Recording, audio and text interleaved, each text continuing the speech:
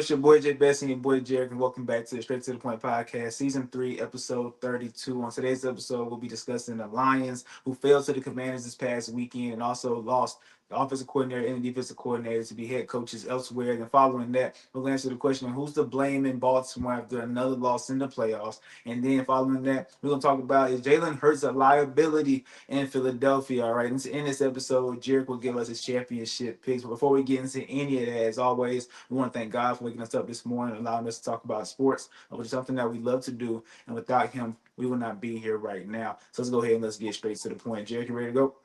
I'm ready. Let's go. All right, let's talk about the Detroit Lions at home got upset by the Commanders. All right, Jerrick was pretty confident about this matchup, but it did not fall the way that he or I thought. Right, I was wrong too. But what's your reaction to this game? Um, I'm very shocked. Okay, I'm very shocked. But when you watch the game, this is what was supposed to happen. Okay, the Commanders, they came out and their defense stepped up big time. Like, this is a thing where I thought the Lions were gonna just go out there, and if anything, I thought it would be a shootout. And I just don't think that the Commanders are ready to win a shootout. Okay, like, people might look and say 45-31. No, that doesn't explain the game though. So the Commanders, they came out and their defense, they made timely stops. They caused turnovers, and that's what's going to keep his team in the game. This is 2 weeks in a row that we're saying that the other team not being able to take care of the ball led to them winning the game, and that's what it was. Jared Goff did not have a good game. Didn't take care of the ball at all. He had 3 turnovers, 2 interceptions, actually 4 turnovers, right? He ended up having 3 that won very, very late, but 2 costly, timely interceptions, and he fumbled the ball in the pocket. So this is what was supposed to happen week 9. If y'all remember back in week 9 when the Lions played the Texans, he threw 5 interceptions. A quarterback throws 5 interceptions. There's no reason why the game should even be close. But the defense was able to create stops to help out the offense, help out Jared Goff as he's struggling, and they were able to still win that game 26-23. Well, this time the defense couldn't get the stops. Mind you, on one of your interceptions, they took it back. They took it back for 6. So for the turnovers, the Washington Commanders, one thing I will give them a lot of credit for, and Jaden Daniels a lot of credit for, is they're efficient. They have been efficient, and he does not turn over the ball. He has not turned over the ball in the regular season. He did a good job of that, and he's doing especially a good job in the postseason of taking care of the ball. All the teams that have taken care of the ball so far have been the winning teams. So for him to take care of the ball against the Lions, the number 1 seed, that really shows how great of a rookie season he's having. But it was poor execution on the Lions' part. Like, if Jared Goff has a better game, we'll be having a different conversation. So this game, I'm gonna say it's on Jared Goff. He has to play better. He really does. And this was a year where people were looking for y'all to go and make that Super Bowl run, maybe even win the Super Bowl. But for y'all to lose like if they would have lost to the Eagles this upcoming week, okay, I think that's a little different. But for them to lose to the Commanders, it makes us look at it like were y'all just a bunch of hype coming into the playoffs? Which, mind you, they have a lot of players that were still hurt, still missing.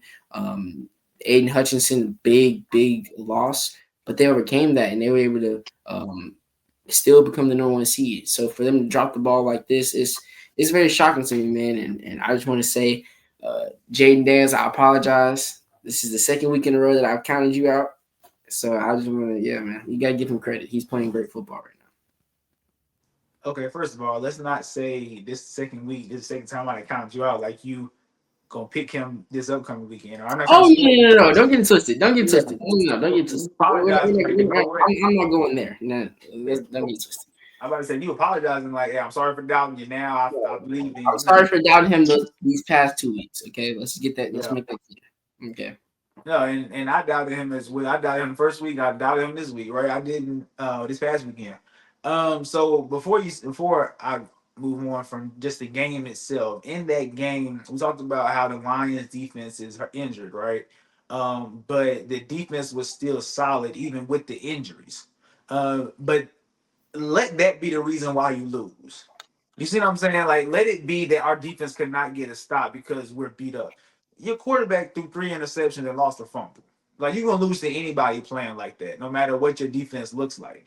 So we can't. So I'm not blaming this game on the defense at all. Even though the defense was hurt, they still balled out. They still did what they could. I mean, you gave them the ball 4 times. One of them turned into 7 before it even got to be on. Before Jaden Daniels even touched the ball, it turned to 7. So I think Jared Goff is 1,000% the blame in this game. He went 23 for 40, 313 yards, 1 touchdown. Like I said, 3 interceptions, 1 lost fumble. The offense had 5 turnovers. Jameson Williams threw the interception on the little trick play they tried to run. But Jared Goff is 1,000% the problem. And that's just in this game. But overall picture, what I really want to talk about is going into this season on the NFL Vault, I said that Jared Goff was under the most pressure. The player under the most pressure is Jared Goff. It's because he had just signed a 4-year, $212 million contract, 170 million guaranteed. So he just signed the extension this past offseason. And this is after the first year he came to the Lions, they were 3-13-1. Right? Deservedly so. They wasn't good. Jared Goff's second year, they was 9-8. His third year, they got to the NFC Championship and lost to the 49ers. We're gonna blame Dan Campbell for that one. But then this year, you lose in the divisional round. My thing during the NFL Vault when I discussed this was, what if the Lions don't get back to the NFC Championship? What if you just gave Jared Goff all this money because you believe that he's going to keep going up right next to the Super Bowl, and then he falls back, like he goes backwards?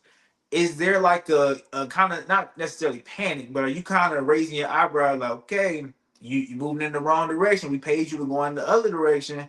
I think that's how this organization should be. And not only that, you just lost Ben Johnson. We know Jared Goff, as when it comes to talent, he's limited, right? He's not an elite quarterback, right? We would agree on that, correct? So I think that Ben Johnson did a great job of bringing, not necessarily bringing the elite side out of him, but doing as much as he could with what he had, right? He was a perfect coach for Jared Goff. And not only that, but Jared Goff was surrounded by a lot of good players. Well, you lost him.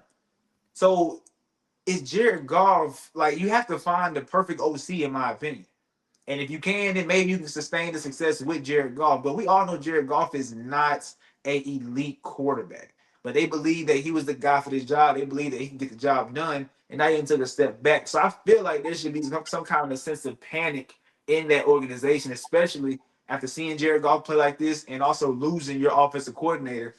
I think if you're a Lions fan or if you're in the Lions organization, you're like, ouch, this is it's just feeling a little awkward. This is feeling weird. What you think about that?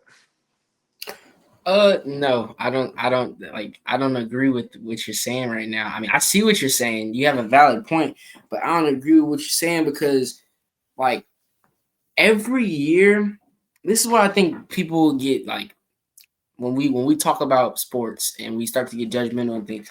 Every year is not your year. Okay, let's just put it as simple as that. Every year is not your year, and for you to say it, for him to pay them all that money, for him to take a step in the wrong direction. He was in the MVP talks a couple weeks ago before they lost to the Bills. That's cool. He was in MVP. That's Like he had a. If we look at his season, you can say it was up there with the last season, or he had an even better season.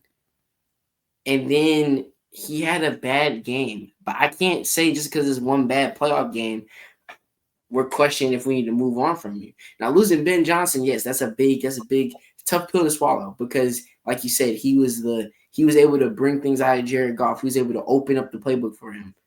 But I still think that with the talent that's surrounding them, mind you still have a great run game. You have the best running back duo in the league. So you still use that. You still use the run game to provide for the play action, to provide for the deep shots, and then you keep getting the ball out of Jared Goff's hands fast, and that's what they did. And I think that it doesn't take the perfect offensive coordinator to replicate that.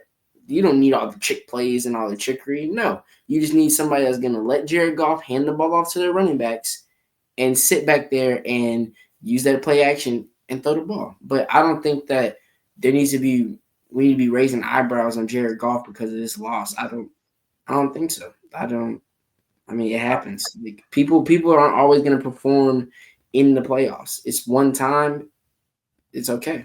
You live with it. You move on. You move on to the next season. Get healthy and try to come back with a better roster than you had this year, and you'll be fine. My problem is, like you said, if it was the Eagles, we completely understand, right? But this is the Commanders team with a rookie quarterback. Believe it or not, this Commanders team, I believe, has moved on each round because the other team shot themselves in the foot. the Yes. Buccaneers. We talked about the mishandled handoff that led to their touchdown. I put them right in the red zone. Right, we talked about how they messed up on that 3rd and 1. They jumped off sides or whatever, end up settling for a field goal versus going to get 7.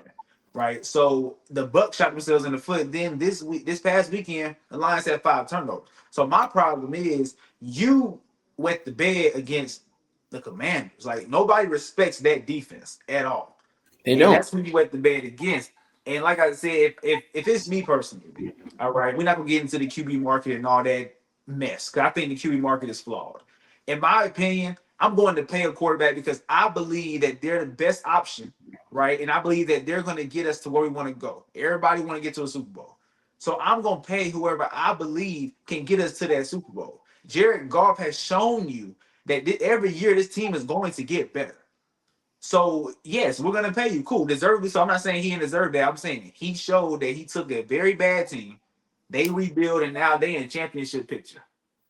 But for you to wet the bed against the Commanders, get outperformed by a rookie at home, and all the hype was with you. Like I said, we can talk about how that defense was beaten up, but the defense is not why I lost this game. You the reason why we lost this game. And I just paid you that big bag, and Ben Johnson is gone. I'm just saying, like I said, it's not necessarily panic, but I'm not saying trade Jared Goff now or cut. I'm not saying panic right now, but I'm saying I would be like biting my fingernails a little bit, like, okay, let's get this together because I'm a little concerned. I'm a little worried. I think, me personally, if I had to put money on it, I think the championship window's closed. I think they had last year and they had this year. I honestly think that this I got to be think the I year. think so too, but I don't think it's because of the lack of like Jared Goff. I don't think we're gonna just say that Jared Goff is the reason why the championship window closed. No, I'm not going to. Last year you should have been in the championship. This year you should have been in the championship. I mean, the NFC's getting better, but I don't think that. I think that Jared Goff is the guy that would take them to the championship. If there's a quarterback in the league right now, I'm not gonna say. Of course, if you say give them Josh Allen, Joe Burrow, of course, like that's unrealistic. Yeah. But out of the quarterbacks that were like reasonable quarterbacks that would go to the Lions or them drafting one, no, Jared Goff is the guy that would take them to the championship if they can get there. Yeah. Don't smash the panic button. Nah, that's not what I'm saying. And I think you understand what I'm saying. I'm just saying I'm peeking at it. Kind of like remember I told you about the Bengals earlier this year where they lost. I was like, don't hit the panic button yet, but I'm definitely looking at it. That's how I'm looking at this right now. I'm looking like, okay, let's get this together. All right. But their season is over and the Commanders are moving on to the NFC Championship. But as we just said, the Lions lost their offensive coordinator, which was a big bright spot on this team. So, Jay, what's your reaction to Chicago hiring Ben Johnson? Perfect hire. That is the perfect hire because like I saw people saying that they just knew the job was Mike McCarthy's. Yeah, They just knew he was gonna get the job, and some people are saying that they feel like he was a better fit. I don't think so. I think that you needed a Ben Johnson, somebody that's gonna, like we said, look at what he did with Jared Goff. I feel like he simplified things for Jared Goff. He took pressure off of Jared Goff. Of course, Jared Goff got to still make reads, but it was simpler to me. And then using the trickery and the misdirection, they use a lot of motion and a lot of it confuses defenses. What's a way to help a young quarterback? By having a great play caller, having a great OC, having somebody that he can build that relationship with that's going to be around for a long time, develop into a system that's going to be around for a long time. Like to me, Ben Johnson, he's the answer to help develop Caleb Williams. Now your defense, they need a little bit of help, but that's okay. That's fine. That's what we like in this case. This is the case of he's here for the offense. We need a DC to control the defense, to handle the defense. All he needs to do is worry about helping developing the offense. That's what his job is going to be. It's kind of like Kevin O'Connell in Minnesota. yeah, It's the exact same thing. Whenever the Minnesota hired Kevin O'Connell, seeing what he did with Kirk Cousins. Yeah, Kirk Cousins was a vet and he was older and seasoned already. But seeing what he did with him, seeing what he did with Sam Darnold, seeing what people are going to say he can do with JJ McCarthy, because some people feel like that needs to be his team next year. It's the same thing in my opinion. He's a great offensive mind, and he's going to really help Caleb Williams just see things better, make things easier. So, and also with the weapons that he has, this is similar weapons to kind of what he has in Detroit. Not to the same extent, But you have Keenan Allen, you have DJ Moore, you drafted Roma Dunzi, you have DeAndre Swift, who's a solid running back. He's no Jameer Gibbs or David Montgomery, but he's solid. And now you are able to go and get more players in free agency as you see fit. Um, Spice up the defense a little bit. But I think that Ben Johnson was the perfect hire for Chicago.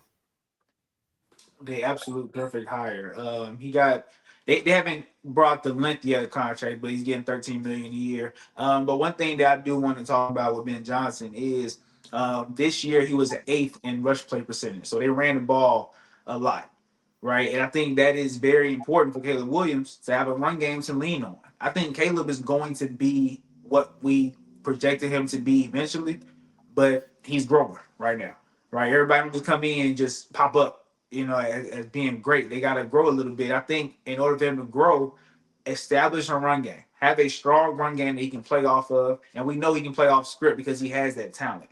All right, but start off kind of giving the Jared Goff treatment, like you said. Right, make it easy for him. Run the ball first.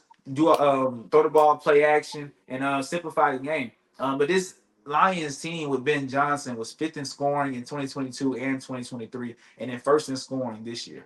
And then the team, and I want to bring this up again, the team rushing yards, right? I know they had a great O-line and good running back duo, of course. But in 2022, they was 11th. 2023, they was fifth. And then this year, they was sixth. All right. So Ben Johnson wants to run the ball. He's really good at establishing run plays, right? You see the trickery, like you said. And I think that's going to be strong for Caleb Williams. If you can establish a run game with Chicago, and then you have a three-headed monster out there with Roma Duzzy, Keenan Allen, and DJ Moore, this team is going to be hard to stop.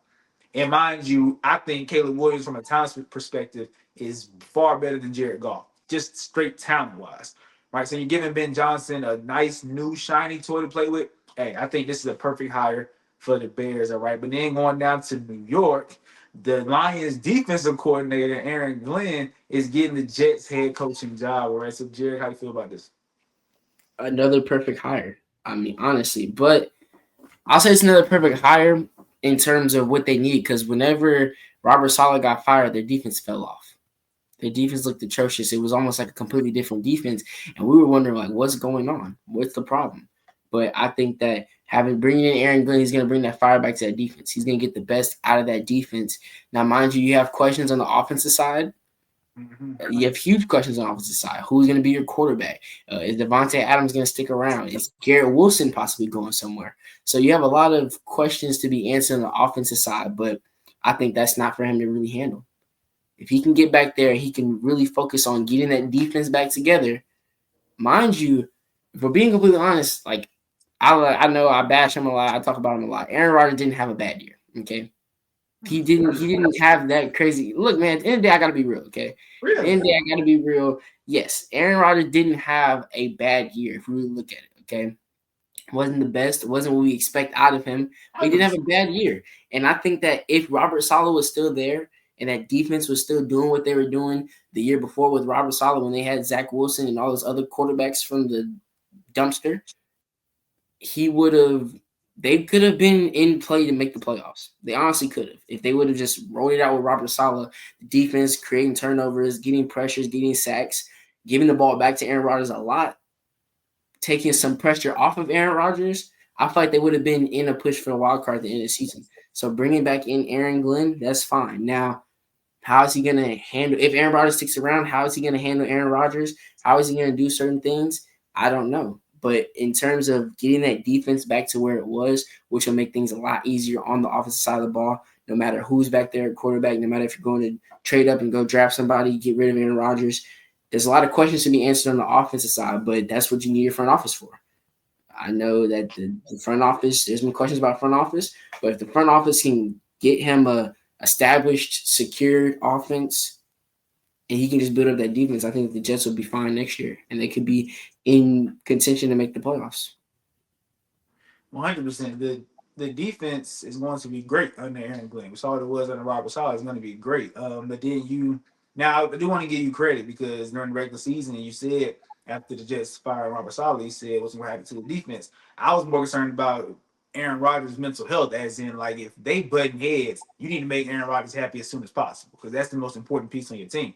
But losing Robert Saleh, you lost that defense that you had. So I think the defense is going to be back up to par. Like you said, offensively, it's a whole bunch of questions, right? They got 7th pick in the draft. Do you draft the QB? Do you stick with Aaron Rodgers? And Aaron Rodgers retiring? That's the question we got to answer first, right? And you got the Devontae Adams problems. You got this Garrett Wilson problem because court and some reports saying he wants out, right? It's a lot to answer. And you said that it's not really on him, but it's gonna fall on him. Like I think this, I'm glad Aaron Glenn got a chance to be a head coach, but I don't think that this was the right job in terms of success. Like the defense is gonna be nice. We saw the defense was nice the year before last, right? And that did not help because of the offense. In years prior to that, every year under Robert Saleh, the defense was pretty nice, but the offense couldn't get it together. So if he can't figure out the offensive side, I feel like he's gonna be another chip on the block, and they're gonna move on to another coach.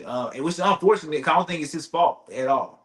It's kind of like when Todd Bowles was in New York, right? It wasn't Todd Bowles' fault. I think that it was just a bad situation with the offense. And sometimes I feel like we need to blame the GM a little bit more than just blaming the coach who's defensive minded. It got nothing to do with the offense, right? I mean, he's the head coach, right? He oversees everything. But that's why I have an offensive coordinator. That's why I have a GM, right? The GM gives the offensive coordinator pieces to coach up. So I feel like if they don't figure out the offense, what he get? He got a 5-year deal, I believe. Yeah, he won't finish the 5-year deal. They don't finish the offense. They don't figure out the offense. That's just how I feel about it. So I'm glad he got a chance. And he also played for the Jets too from 1994 to 2001. For those of y'all that did not know, so he knows the culture, right? He knows about the New York media. He's perfect for the job. But if you don't figure out the offense, I don't see him finishing his deal. Just like a lot of coaches have not prior to him. That's the problem. That's the problem with big market, big market big market teams. When you have a new coach, especially defensive minded coaches, if you look at it, like you said, Todd Bowles, Robert Saleh, like they took care of, like if you really look at their side of the ball, they kind of took care of things. It was the offense that wasn't good. And when you're in a big market team, people look for your offense to be nice because they feel like you have the opportunity to go out and acquire players because you're such a big market. So with a big market team comes pressure, immediate pressure, because they feel like you're supposed to immediately come in and turn the team around when sometimes it's a process. Now, mind you, I think that he'll be okay because I think that his defense will be able to generate points for the offense. No matter what the problem is with the offense, I think that his defense will be able to make games close. And if your GM can go get your OC pieces, they should be fine. But that's just the problem with big market teams. Whenever you get a new coach, it's pressure, immediate pressure. Yeah, or in this case, keep pieces because you don't want. I mean, you heard Devontae Adams talking about he want to play with Mike Tomlin. Like it's like you got to Exactly. figure that out. So it's not necessarily going to get pieces. If you can keep Devontae and keep Garrett, and either keep Aaron or get a quarterback at the 7th pick, or however you want to address the situation, your offense is not bad, right? To me, you just got to figure out the offensive line because you need to get that run game going with Brees Hall, which was a non-factor this year. So, like I said, I think everything. Aaron Glenn's under a lot of pressure already. Like he just got the job, and he's already under pressure because, like you said, big market teams want to see success, and they don't see it fast enough. Then Aaron Glenn, he might be gone. But I'm glad he got opportunity to be a head coach though for sure. All right, let's head down to Baltimore. All right, where actually the game was in Buffalo. But let's talk about Baltimore. Okay, well the Baltimore Ravens fell to the Bills. Who's to blame in Baltimore? The whole team. The whole team. It's the team. We just have to we can't just dish out blame. We just have to say the team's they're not ready. They're not good enough. It's that simple. Now mind you, the defense, they didn't do that bad of a job. They actually did pretty decent. And they made stops towards the end of the game to give the offense chance. But they had to do that because Lamar turnovers. Turnovers. Like this is his problem in the playoffs in the postseason. He turns the ball over. And it's funny because whenever it happened, like we just looked at each other that's what's gonna happen. Like that's the routine plays that we see from him in the playoffs. And it was just like these two turnovers are bad. They were bad turnovers. Like one, he just overshot the throw and right into the defender, right into the safety's hands, and the fumble. Like you're getting twisted around and you just drop the ball on the floor. Like that's what it was. And it's bad because those two turnovers, they led to some Buffalo points. And so for you to do that, it puts your team behind. They were down, 21-10 going into half? Because of both of your first half turnovers. Now, mind you, you came back. You played a pretty good game in the second half. I'll give it to you. You played a pretty good game, a pretty solid game in the second half. I didn't expect you to play like a completely bad game, but I knew you were going to make some mistakes that would get your team out of the game. And so that's where that is where I place the blame on Lamar Jackson. The first half is your fault. The reason y'all were down 21-10 is your fault. Like, y'all lost the first half, and that's on you. As a team, you want to win each quarter and you want to win each half. You lost the first half because of you. That's on you. Now the second half, I'm not gonna put it on you. You played a pretty clean, good second half. You led the end of the game drive, led your team down the field. Y'all scored. Y'all had a chance to win the game, and then Mark Andrews drops the ball. So Mark Andrews, not only he dropped the ball, but he also fumbled in the second half. Two critical errors by him, and there's a lot of blame to go around. And you also, I'm not gonna run away from blaming John Harbaugh. I'm not. I told y'all going into this week that he has a tendency of getting outcoached. That you will find him getting outcoached a lot in the playoffs when in big moments. It happens every single year. And Derrick Henry had 16 carries. 16 carries for 84 yards and a touchdown. Why did he have 16 carries? Because you wanted to try to play big boy football, and you wanted to try to go toe to toe with Josh Allen. You wanted to try to give Lamar that moment. Y'all should have been running the ball the whole entire game with Derrick Henry. Derrick Henry should have had a minimum of 25 carries. 25 carries at minimum, and we saw no design runs for Lamar Jackson. None. What did they do against the Steelers? Design QB runs, read option, zone option, and you fed the ball to Derrick Henry. Derrick Henry had 26 carries, 186 yards, and 2 touchdowns against the Pittsburgh Steelers. And then we flip back to the Bills game. I see you 16 carries for 84 yards and a touchdown? That's your problem right there. Feed Derrick Henry. You paid the man and brought him here for this reason. Okay, I'm sorry. Like, it might make Lamar look less great than he is, which people still don't seem to think. People seem to think, hey, like, he's on the roster. That's what he's for. So use him. Use Derrick Henry. Derrick Henry should have had the ball 25 times. He should have broke 100 yards. He should have had 2 touchdowns. You should have won the game. Simple as that. Mind you, you put the ball in Lamar's hands quite often, 2 turnovers. So that I feel like it's on 3 people. Like, defense, you held your own. You did pretty solid. Like I expected it to be worse. I expect Josh Allen to put up more points. But what Josh Allen didn't do was turn the ball over, which is what Lamar Jackson did, which is what the Ravens did. Y'all didn't run the football enough. Y'all got away from y'all game. I didn't see Lamar Jackson really run the football. And that's what happens. Every single time that they lose in the playoffs, go and look at the rushing stats. Every single time. They get away from Raven football and they try to play with the best of the best. Because every single time they lose, they're losing to Patrick Mahomes, they're losing to Josh Allen, they're losing to teams that have a quarterback. And this is what happens. So yeah, it's just from top to bottom. I feel like from top to bottom, people that are solely blaming Mark Andrews, I get it because you still had a chance at the end. You still had your chance. Now, mind you, I saw something, and it made me realize, you know what? They're not wrong. That pass could have been a little better. From like somebody talked about it, and they walked us through the play. He waited a little too late. He double clutched. As soon as he saw Mark Andrews, could just put it on his chest. It was a little bit behind him, a little low. But I'm not gonna blame you, Lamar, because as a receiver, if it touches both your hands, you're supposed to catch the ball. So yeah, I feel like there's a lot of blame to go around Baltimore, but I feel like we don't need to say it's not Lamar's fault. We don't. Everybody's saying it's not Lamar's fault. He played a good enough game for him to win. No, he didn't. He's the reason they lost the first half, and that's a big reason why they lost this game. There's a lot of things I look forward to every year. I look forward to my birthday, of course, another year around the sun. You know what I'm saying? I look forward to Christmas time is a big holiday. Thanksgiving, that's a big holiday. You know what I'm saying? And then my date with Lamar in January. Sometime in January, I'm gonna be me and Lamar going on a date, and it's about what you just did in the previous playoff game. All right. So I am known as the Lamar hater. Right. Ever since high school, back when we was in lunch at the lunch table, you know how that go. You know, talking about sports and everything like that. I've been the Lamar hater ever since then. It's my third year doing the podcast. I've been a Lamar hater. I'm a hater because I'm stating facts. I'm a hater because the same thing happens every year, and I tell y'all it's going to happen every single year.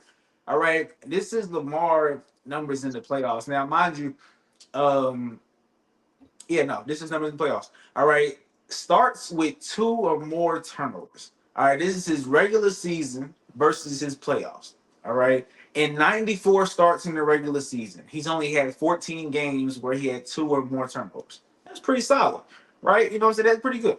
In the playoffs, in 8 starts in the playoffs, he has 4 games where he had 2 or more turnovers. 50%. So half the time he's in the playoffs, he gonna give you a 2 or more turnover game. All right. And then in his playoff history, he has 11 total turnovers in the playoffs compared to his 10 total touchdowns in the playoffs. Look, man, I don't know how to say this. I'm trying not to show so much emotion, so it don't seem like I'm hating, but the lights get bright. Okay. He tenses up and he folds. That's just what we see. I'm not hating. I'm just telling y'all what we're watching. And for some reason, Lamar is so loved and his cult, they just don't want to see it any other way. But Lamar's choking, and it's okay. And the problem is with this past game, you and me, when Mark Andrews dropped that 2 point conversion, we looked at each other and we said, "Man, this is gonna be. It's all his fault. Everything that happened in this game is his fault." And as fans, as analysts, we make this mistake of recency bias, right? Basically, whatever happens in the last 2 minutes, that's what dictated the whole game. The whole game comes down to these last 2 minutes. I remember you and me had gotten to it over the phone whenever the Jets lost to the Bills when Aaron Rodgers did that pick, right? And I was saying, man, a whole lot of stuff happened in this game, and you were saying, man, that interception what killed him. I get it. Mark Andrews drop killed the game. Don't get it twisted. But Lamar put y'all in that situation with them 2 turnovers. We have to look at the entirety of the game. I'm hearing people saying that he made up for it in the second half. No, he didn't, because y'all lost. He didn't make up for it. If you'd have won that game, then he made up for it. But he did not make up for it. 2 turnovers, only one of them went to points, right? The interception, I think he went 3-9. So he gave up 7 points. Y'all lost by 2. That determined the whole game right there. And then not only does turnovers give the team points, the other team points, but it also takes away a possession from you. You never know if he didn't throw that pick, they could have went and got points out of that drive. Like you never know. So turnovers, we've seen it in the playoffs this year. Like you said, you turn the ball over, you're going to lose. Turnovers matter in the regular season, but they matter way more in the playoffs. All right, because in the regular season, you can have a bad game, turn the ball over, and I'm gonna see you again next week. Next week, hit the drawing board. We're going to practice. We're gonna fix this. We're gonna figure it out. Next week, we're gonna play a game, try to fix it. In the playoffs, you turn the ball over a couple times, game over, you going home. Cancun on 3. You know what I'm saying? So the turnovers matter in the playoffs, and I'm sorry, Lamar just I refuse to let people say it's just Mark Andrews' fault because it's not. Mark Andrews played a role in that loss. Don't get it twisted. It's not all on Lamar. Don't get that twisted either.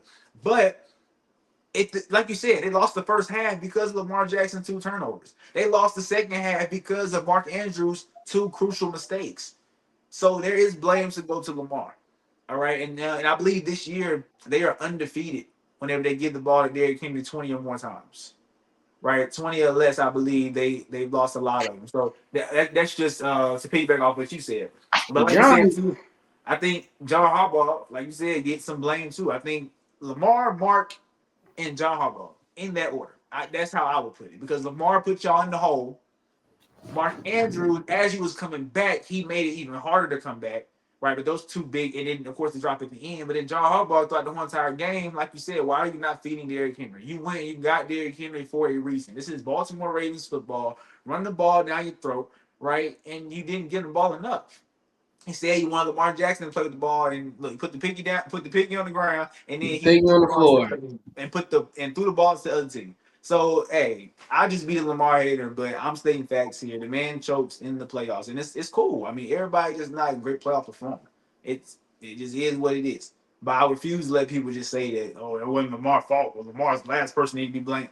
No, he played a pivotal role in that loss. All right. Let's talk about another quarterback that's been under the spotlight a whole lot lately. And I'm honestly getting sick of it. I'm more mad about this than I am about the whole Lamar Jackson situation. All right. So Jared, we're asking this question because of what the media is um, saying about Jalen Hurts. Because what the media is saying, because what a lot of people are saying, is Jalen Hurts a liability, Jared?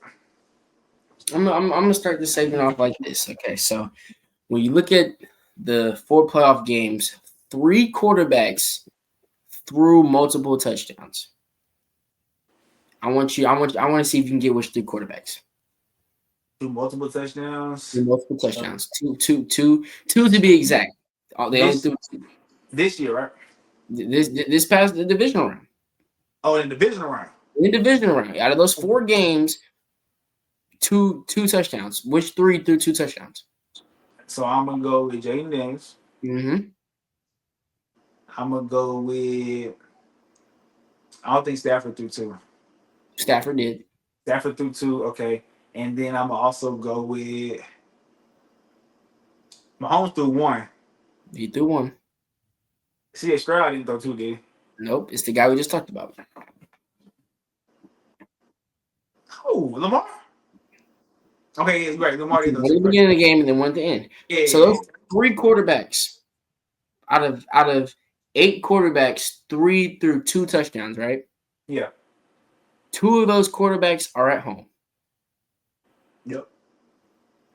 One of those quarterbacks moved on to the next round, Jaden Daniels, right? Yep. So Josh Allen threw 1 touchdown. Now, mind you, he ran one in as well, I'm pretty sure. Mahomes threw one. Jalen Hurts didn't throw any, but Jalen Hurts ran one in. All 3 of those quarterbacks won their games. Now the touchdowns are a little different, but what's the same out of all those quarterbacks? What do they all do the same? Yeah, all right. No. What did they not do? What did they not do in those games? In their games? Oh, they didn't turn the ball over. If we're winning games, my quarterback's not turning the ball over, how is he a liability? I just want to know. Mind you, you have Saquon, you have the best running back in the league right now. What they did is what the Baltimore Ravens should have did. So you're punishing Jalen Hurts because his coordinator is doing something that John Harbaugh and them should have did. They're using their weapon. They're running the football, and they're doing it well. They have one of the best offensive lines in the league, if not the best. You have the best running back in the league. There's a reason why he was about to break the rushing record. So why not? Why am I not going to give him the ball? Why am I not going to utilize that? What did I tell you they do? They try to get a lead, and then they try to waste their possession, like run the time off with their possession and let their defense make plays. What did they do this past weekend? They got the lead. They maintained the lead. They scored, put up points when they needed to, and their defense made a play at the end of the game. They're moving on.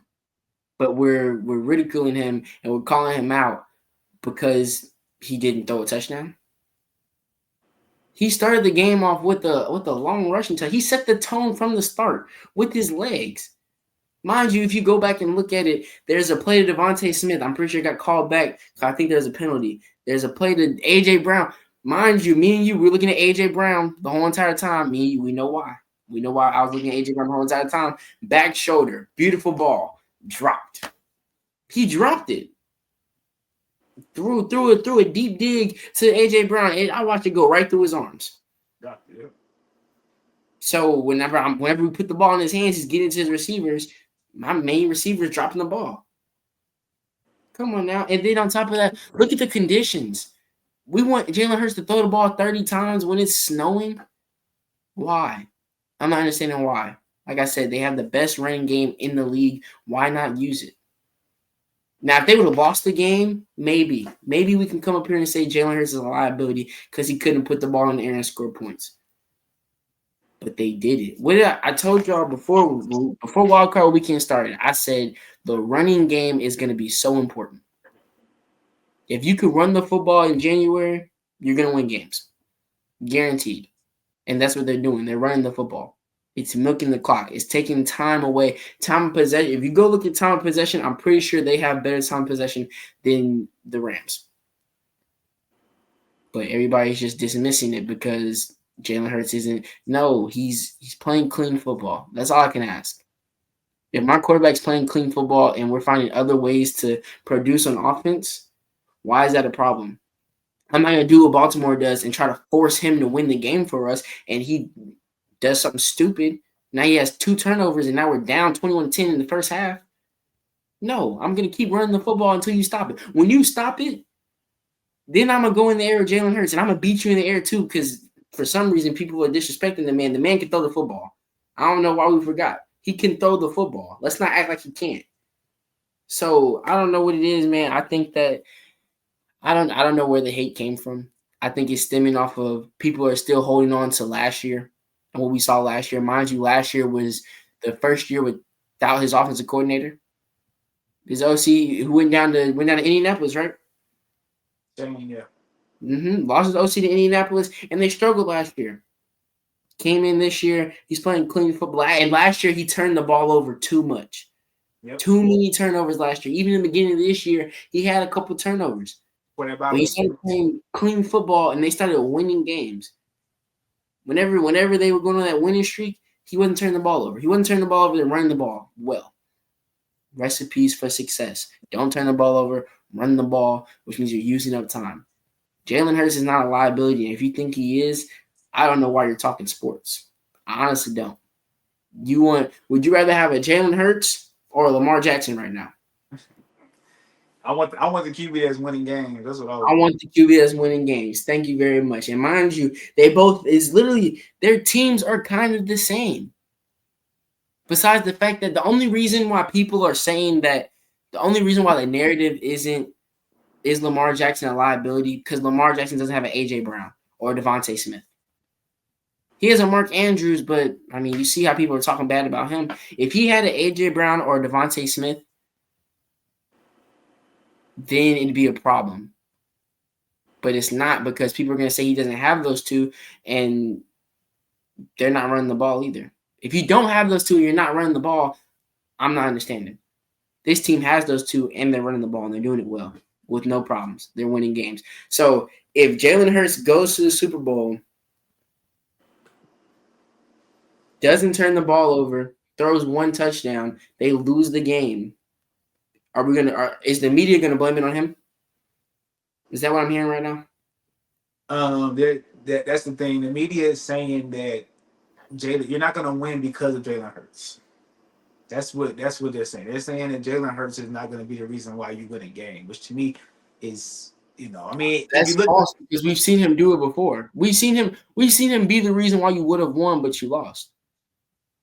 yeah, that's the thing though. That's the thing they're bringing up is the one big game we saw in the playoffs, you lost, but the rest of the game you're winning. You're like putting up pedestrian numbers, right? Like the problem is the media and fans, they want to see the big plays. They want to see the 300 yards with the 4 touchdowns with the, they want to see the big numbers. But when a quarterback is doing it the simple way, right? Because all of this is simple.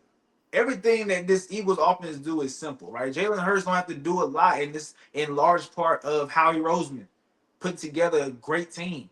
So where Jalen Hurts don't have to play that superhero role. He don't have to. He gonna do what is asked of him, right? If you need to put the ball in the air, you can put the ball in the air. He can do that.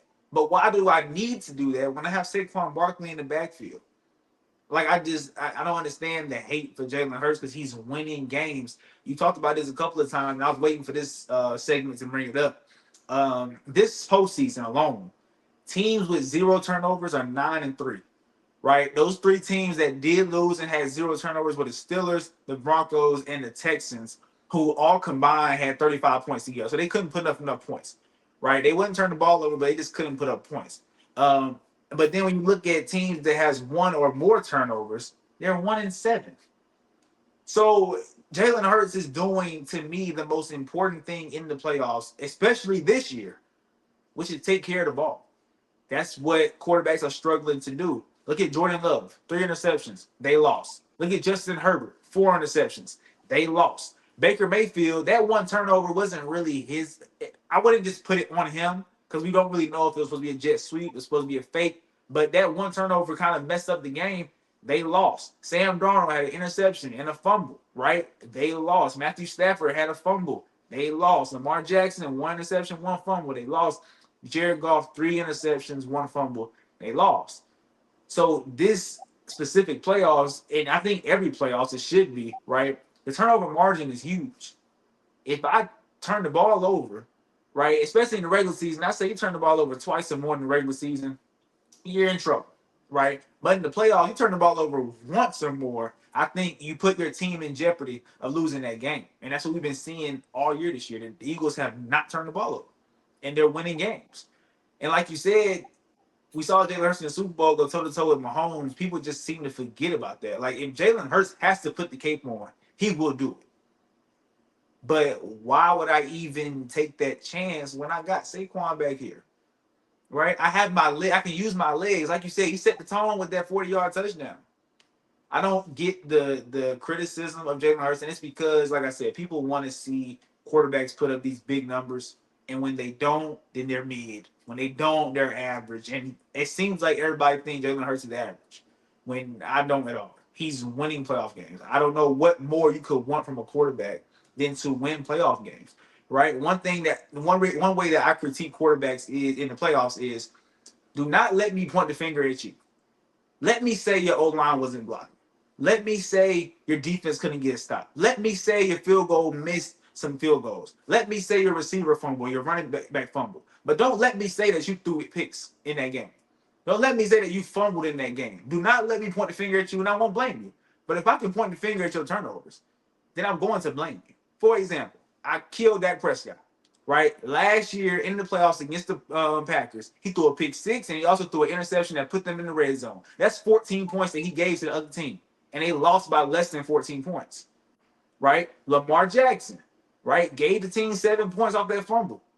Threw a pick, it didn't equal any points, but it took away a possession.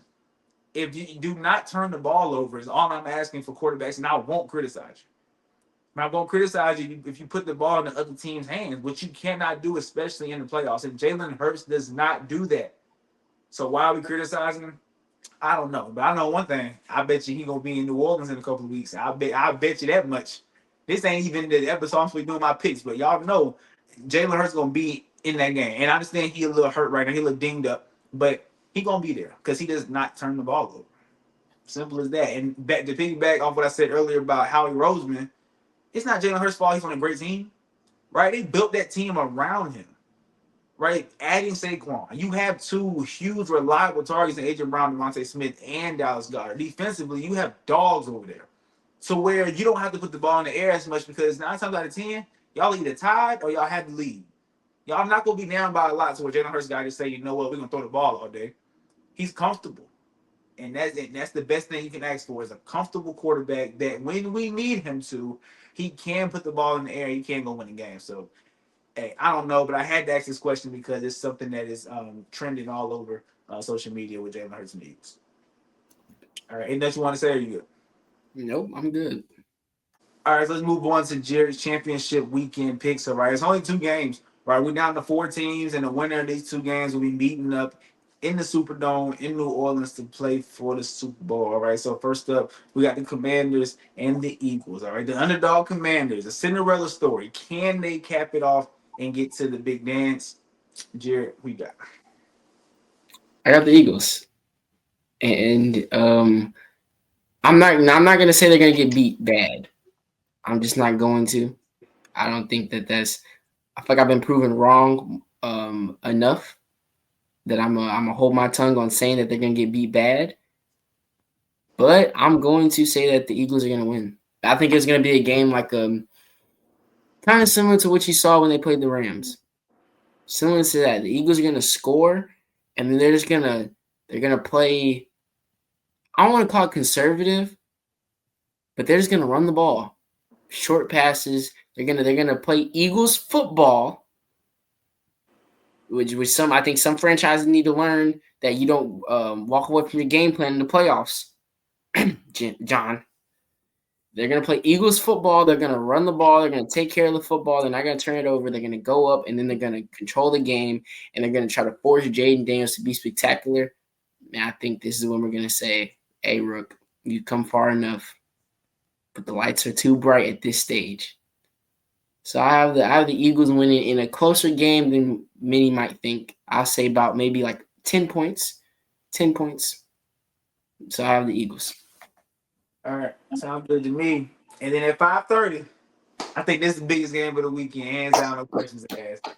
We got the Bills traveling to Kansas City, going to Arrowhead, the Arrowhead Invitational. Josh Allen, can he set the record straight? Can he get over the hump? Because the hump is the Chiefs for him in the playoffs. 3 losses to him in the playoffs. Can the Bills get the job done? Yes or no? What's my catchphrase in January? Don't bet against Mahomes. Don't bet against 15. 15, sorry, yeah. It's that simple. And for all of y'all, look here, man. Let me get some. Let me put some straight here. All right. For everybody saying they're getting bailed out, I don't want to hear it. I don't want to hear it. These are by definition, by the rule book flags. Will Anderson, did he lightly touch Mahomes? Yes. But he led with the crown of his helmet to the head or neck area of Mahomes. What is that? What is that? You've played quarterback before. What is that? That would be a rough investment. Thank you. If I'm running, and yes, he baited them a little bit. He slid a little late. But if I slide, mind you, we had a big debate about this because you said that he went down so late, the defenders are trying to make a play. What defender tackles with their head going down? Who does that? That's what I want to know. Nobody does. It's unfortunate. As a defensive player, there's nothing you can do. It's almost like what you used to get mad at James Harden for doing. If your hand's in there, you feel me? So it's similar to that in the sense that he waits to the last minute. He just gave himself up. But there's two defenders aiming down, one of them with contact to the head, and you're leaning with the crown of your helmet. By definition, that is a flag. We don't like it. We don't agree with it, but it is a flag, so they're going to call it every single time. Okay? Now that I got that off my chest, because the referees are not the reason why they're winning. They're playing winning football. They're not turning the ball over. They got some dogs in that defense, man. They really have some dogs in that defense. And if you watch just that last possession alone, when CJ like that last possession alone, and then they blocked that field goal, that just proved that they have some dogs. Okay, your boy Spags, he gonna dial some stuff up from Josh Allen. So I think that the Kansas City Chiefs will be down there in NOLA. They're gonna be in that boot. They're gonna be in that boot in a couple of weeks. So I have the Chiefs winning this game. Okay. And based on that, you got the Eagles and the Chiefs. And Eagles Chiefs rematch, a rematch of what we saw, and it's gonna be the same result. Yeah. So you just gonna spoil a big pick, huh? I'm gonna spoil it right now. I'm gonna spoil it right now. It's not a prediction, it's a spoiler. Spoiler alert. Wow. I was about to say, I'll give my reasons. I give my reasons on the episode before, but I'm telling y'all right now, 3-peat. I was about to say, we're gonna find out where your loyalty really lies. Because if we all remember the beginning of the year, me and you was going back and forth about the Eagles, and we was both disappointed in what we were seeing. Right? Jalen Hurts looked like he didn't want to be on the team. Like be there. It's a full 180 what this Eagles team have done. It's this they look completely different. I think that bye week saved their entire season. So we were talking about it, and I remember you gave me legal ownership of Jalen Hurts. Like you made Jalen Hurts my guy. You said I can have him, and hey, that was your guy, so you don't care. You just in the Super Bowl you riding with. It's not about I don't care. I need him in the Super Bowl. He has to play a great game because I don't want to see him get criticized. I like to see another performance like he did last time. But at the end of the day, when the clock is 0-0-0, 15. Don't bet against 15. Let y'all know that. All right, y'all heard them. Do not bet against 15. We're gonna see how that game ends on Sunday between the Bills and the Chiefs. But until then, all right, it's your boy Jay Best and your boy Jerry. We out. Enjoy championship weekend, man. We got 3 more games left for this NFL season. 3 more games, so enjoy it. All right, much love. Y'all stay safe. Y'all stay blessed. We out.